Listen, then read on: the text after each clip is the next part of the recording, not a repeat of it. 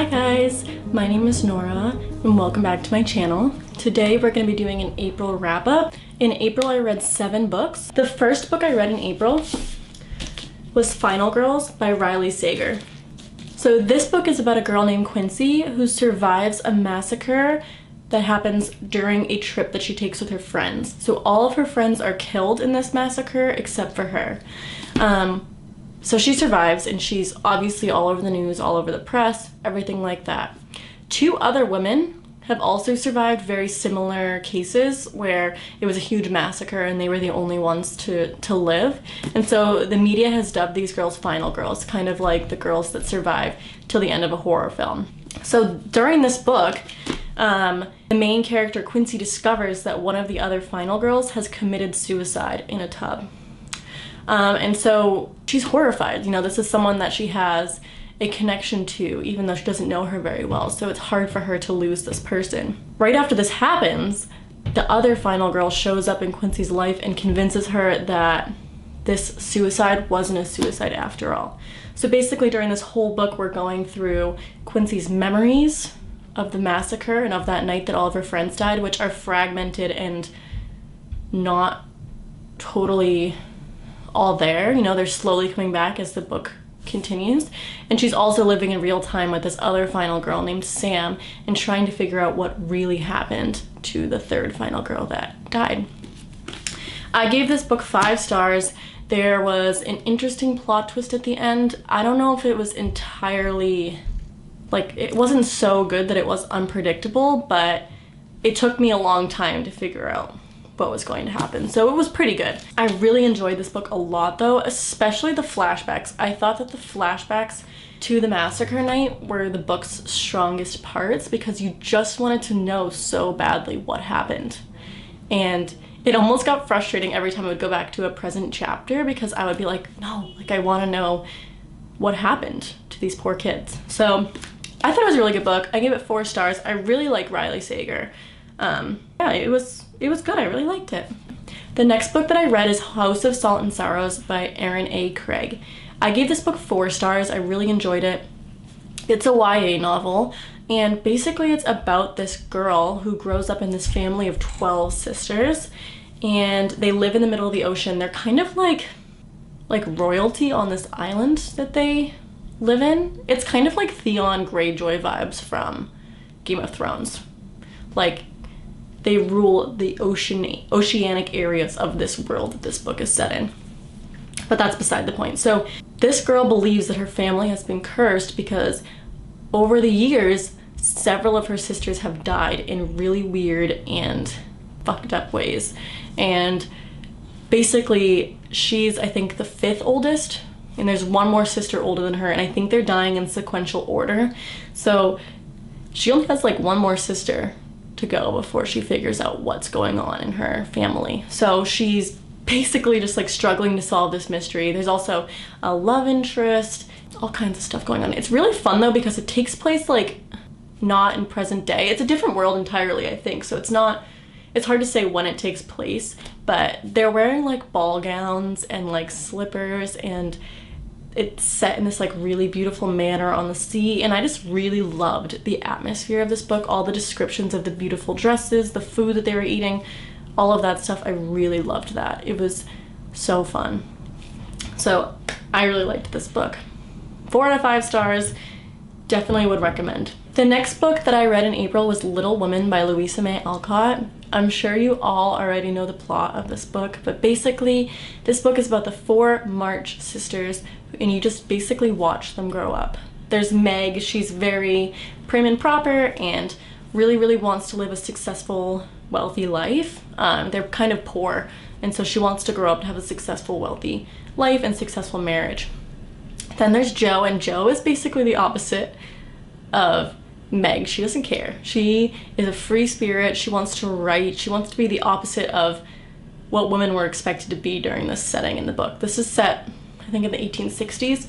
She doesn't want anything to do with being a housewife. She just wants to do her own thing, and I love her. Then there's Beth, and Beth is just like the sweetest little angel. She's just exudes kindness and innocence, and she's just really sweet. You can't not love Beth. And then finally there's Amy. Amy is this spunky, kind of spoiled youngest child in the family. And you just watch these girls grow up and become women, essentially. And the first half of the book is just them as young children, and then the second half of the book is them as adults finding true love, finding where they want to be in life, figuring out, who they are.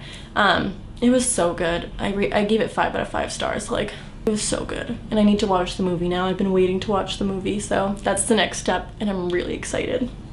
The next book that I read was You Are Not Alone by Greer Hendricks. This was Book and Lala's pick for her Literally Dead book club this month. And I don't know. I gave this book 3 stars. It was definitely enjoyable, but I wasn't like in love with this book. It's basically about this girl, and she sees another woman commit suicide by jumping in front of a subway train. And this girl's kind of having a hard time in her life. Like, she doesn't have someone that she loves. She doesn't really have anyone to give her life meaning. She's out of a job. She doesn't have an apartment. You know what I mean? She's just like not living her best life in that moment. And so when this happens, she's just super easily like swayed by seeing the suicide happen, and she just starts like investigating this woman. Like, she wants to know why she did what she did. She wants to know more about this woman that killed herself. And so she ends up going to the woman's like funeral, and at the funeral she meets her friends, and the friends are like these weird culty girls.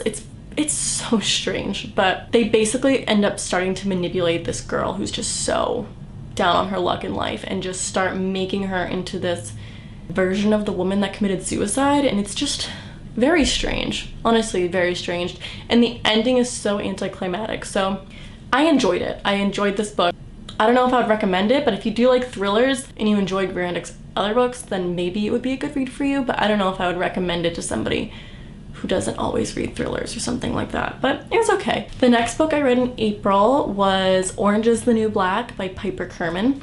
This is a book I've wanted to read for a long time, and I loved it. I gave it 4 out of 5 stars, just because there were some parts that I was kind of like, okay, like this is a little bit slow, like let's keep it moving, but I loved it. I loved this book. It was so good. There were so many just like characters you just fell in love with. You felt all of Piper's emotions and how horrible our criminal justice system is. It was just like, oh my god, like this poor woman, and half the other women that were incarcerated in this book, you just like felt so sad for them. But at the same time, they were like still leading decent lives in prison. They were making new lives for themselves inside the system, and it was just like heartbreaking and beautiful at the same time, because women are so resilient, and you just got to see that resilience in this book on a whole nother level. So definitely a powerful woman's story, definitely an eye-opening story. You should definitely read it. 100% read it. It was so good. I loved it. And I also loved at the end of the book, she gave you a bunch of references that were different ways that you could help women and children that were incarcerated, and I just thought that was a super nice touch. So I just really loved this book. I would definitely recommend it. I just think it's a book that everyone should read. The next book I read was, sorry, I have to look at the author's name because I can't remember it, was Pandemic by Yvonne Ventresca. The book was okay.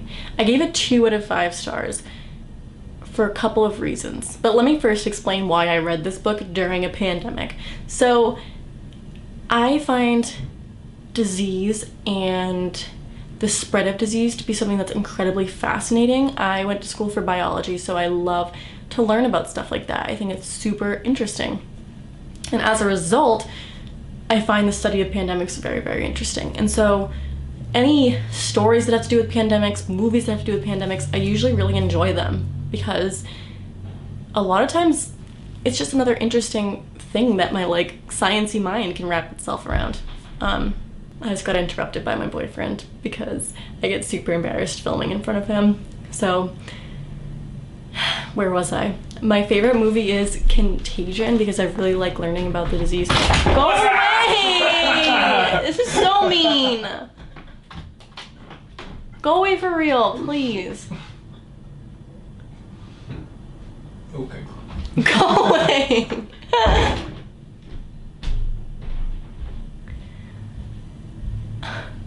My favorite movie is Contagion because I really like learning about the disease and how it spreads. I just think it's super interesting. And I also like learning about, you know, making a new vaccine, watching these scientists work, watching the government respond. It's just interesting. So this book, I think that this book had a lot going on, first of all. Like, there was a bunch of different kind of layers to this book, and I think there were like one too many because there was a lot of stuff going on in this book, I felt like. Also, trigger warning for sexual assault in this book. Basically, this book is about this girl who, her father works studying diseases, and her mother, I don't know what the mother does. Whatever. But the father works studying diseases. And so this girl has a lot of anxiety because she was sexually assaulted at some point. And that anxiety and hurt and pain from that assault has manifested itself in a very I need to survive at all costs mindset, which totally makes sense. So this girl is like stocking up on food, you know, making sure that she's prepared for when something bad happens, for when shit hits the fan. And something bad obviously does happen. So this flu emerges called the blue flu. It basically, like, you know, makes it so you can't breathe and then your skin turns blue, essentially. I don't know, I didn't really find this disease to be totally realistic. I was kind of bothered because the disease did not target children or old people, which doesn't make any sense. Like, never in the history of flus has there been a flu that has targeted like the healthy versus like the old and frail and like babies. So that like one little thing just bothered me so much. It was just like, that's not a realistic illness. I don't know. The rest of the book was like pretty good. It had a pretty good storyline. And maybe if I didn't study biology, that wouldn't have bothered me quite as much. Maybe if we weren't in the middle of a pandemic right now, that wouldn't have bothered me as much. Like, maybe I should have saved this book. I don't know if I could ever have read this book after this pandemic and not have had these thoughts, but I wish that I had read the book before the pandemic, because in that case, maybe I could have enjoyed it more than I did. Moving on. 2 stars. The last book that I read in April, Silver in the Wood by Emily Tesh.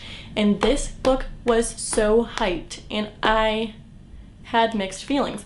I gave this book 3 stars and there were some reasons for that. I, first of all, loved the writing in this book. The writing was beautiful, beautiful.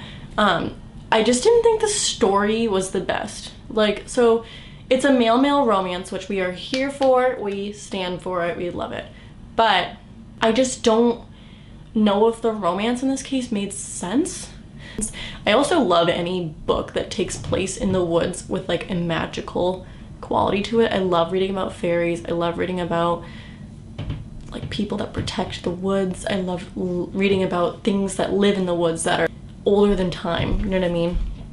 And that's what this book was about. There was a man named Tobias, and he has been trapped in the woods for hundreds of years, and he's essentially like the protector of these woods.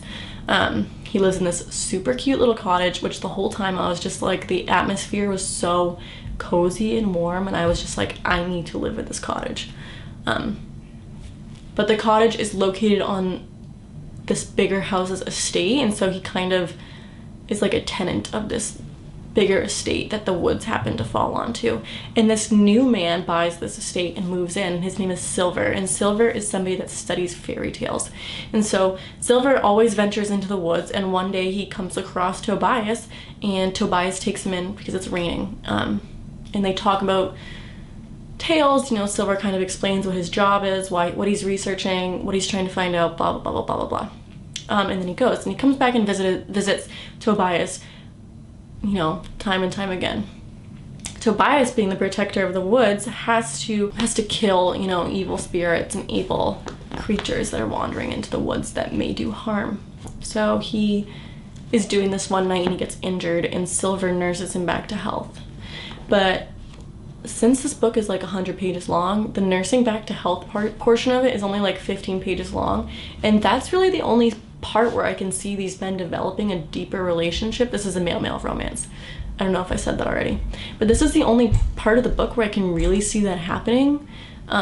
I don't want to say anything else because I don't want to spoil it. It just felt like their relationship was rushed. Like, I just couldn't necessarily see it happening in the first book. I think this is a duology, so I almost wish that the author had left the romance off until the next book because it just felt rushed. I don't know, like I just had a hard time believing it, if that makes sense. So that was kind of frustrating, but like I said, the writing was beautiful, the story was beautiful. It just had a couple lacking pieces that kept me from giving it a full 5 stars or even 4 stars. Yeah, those are all the books that I read in April. I have a really jam-packed and exciting month of May, so I'm really excited to get into it. Let me know if you've read any of these books, and let me know in the comments down below what you thought of them and if you agree with me on them. If you agree that the books I hated you also hate, or the books that I loved, if you loved them or if you hated them. I'm curious, I want to know. So yeah, just leave a comment down below, let me know what you thought of these books, and if you have any books that are similar to the ones that I loved, please let me know as well, because I'm always looking for new reading material. But anyways, thank you so much for watching, guys, and I'll see you soon with a new video. Bye.